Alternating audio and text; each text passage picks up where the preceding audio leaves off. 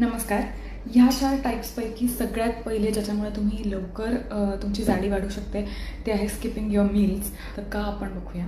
Skip झाल्यामुळे काय होतं तर आपल्याला असं वाटतं की मेटाबॉलिझम फास्ट होतं आहे किंवा आपली जाडी कमी होती आहे, पण तसं न होता मेटाबॉलिझम हे स्लो डाऊन होतं. म्हणजे जो अग्नी आहे, जी पचनशक्ती आहे ती कमी होते. बॉडीला न्यूट्रियंट्स मिळत नाही. ग्लुकोज आणि इन्शुलिनचं जे बॅलन्स आहे तो डिस्टर्ब होतो. आयुर्वेदामध्ये मेन्शन असलेल्या 4 महत्त्वाच्या फूड हॅबिट्सपैकी की जे पचनशक्ती हॅम्पर करू शकतात त्याच्यामध्ये वन ऑफ द आहे अनशन, म्हणजे अजिबात न खाणे.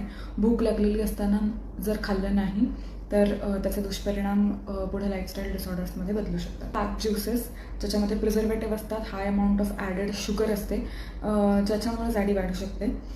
त्याच्यानंतर आहे बटाटा. तो आत्ताच्या न्यूट्रिशनल फॅक्ट्सनुसार समजा नुसता बटाटा खाल्ला तर त्याच्यामध्ये स्टार्च किंवा काही कार्बोहायड्रेटचं प्रमाण आहे, पण तुम्ही समजा त्याला तळून खाल्लात किंवा तळलेला कुठलाही प्रकार खाल्लात तर त्याच्यामुळे वजन वाढू शकतं. त्यानंतर आहे last but not the least mango.